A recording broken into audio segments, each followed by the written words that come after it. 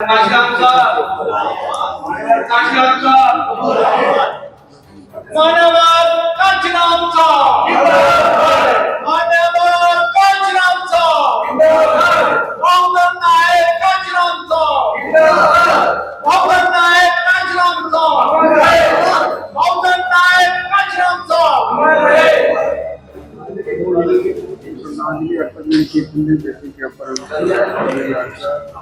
रविदास सभा बहु फोर्ट की ओर से महानायक बहुजन महानायक मान्यवर कांशीराम साहब जी का महापरिनिर्वाण दिवस जो है वो श्री गुरु रविदास सभा बहु फोर्ट की ओर से ऑब्जर्व किया जा रहा है।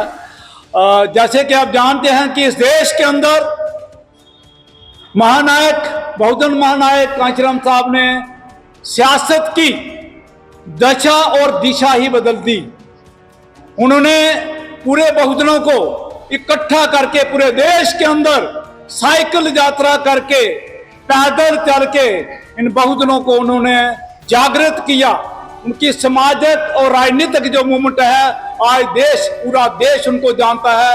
उन्होंने इस बात को पहचाना कि पॉलिटिकल पावर इज मास्टर की with which you can every lock. तो उन्होंने इस बात को पहचाना और उन्होंने जो सबसे पहले उन्होंने बॉम्ब थेफ्ट जो कि 1978 में बॉम्ब थेफ्ट बढ़ाई, उसके बाद 1981 में उन्होंने DS4 बनाई। लोगों को जागृत करते करते करते 14 अप्रैल 1984 को उन्होंने राजनीतिक पार्टी ऑफ BSP बनाई। इस तरह उन्होंने पूरे देश के अंदर एक भूचाल ला दिया, पूरे देश के अंदर भूचाल ला दिया। आज जो हम बहुजनों की देख रहे हैं, जो हालत देख रहे हैं, ये उन्हीं की वजह से। कोई भी विचार इसी तरह मर जाता है जिस तरह हम किसी पौधे को पानी नहीं दे वो मर जाता है। किसी भी विचार को उसके लिए प्रसार बहुत जरूरी है। बाबा साहब की फिलॉसफी को, उनके लिटरेचर को, मैं छाऊ जी महाराज की बात करूं, चाहे मैं रामा नायकर की बात करूं, मैं राष्ट्रपति ज्योतिराव फूले की बात करूं, उन्हीं ने ही उनको जागृत किया। उन्हीं ने ही उनको उनके दिए। वो कहते थे कि कांशीराम साहब 3 बाबा लाए हैं महाराष्ट्र से, एक टाई वाला बाबा है, 2 पगड़ी वाले बाबा है। उन्होंने ही इस देश के अंदर जागृति पैदा की। जो राष्ट्रपिता ज्योतिराव फूले की बात करें तो उन्होंने हमारे हाथ में कलम पकड़ाई, बच्चों के हाथ में कलम पकड़ाई। और इसी तरह अगर हम साहू जी महाराज की बात करें, 1902 में उन्होंने रिप्रेजेंटेशन दी। 26 जुलाई 1902 को इस देश के अंदर रिजर्वेशन उन्होंने देखा, ये तो इनकी 0 है, उन्होंने दी। इस तरह जो हमारे महानायक हैं उनको इस देश के अंदर उनकी जो भी उनकी विचारधारा को जिंदा करने वाले साहब कांशीराम साहब हैं। उन्होंने संकल्प लिया था कि ना मैं शादी करूंगा, ना अपने रिश्तेदारों को जाऊंगा, ना अपना घर बनाऊंगा, ना मेरा बैंक बैलेंस होगा। आज कोई भी साबित करके दिखाए, 3 कपड़ों के अलावा उनके पास कुछ भी नहीं था। उन्होंने बहुजन समाज को इतना बड़ा तोहफा दिया, उनको यूनाइट किया है तो कांशीराम साहब ने किया। आज जो भी है अगर बहुजन समाज है तो उन्हीं की वजह से। 4 बार यूपी का चीफ मिनिस्टर बनना कोई छोटी मोटी बात नहीं। 4 बार उन्होंने बहन मायावती जी को चीफ मिनिस्टर बनाया।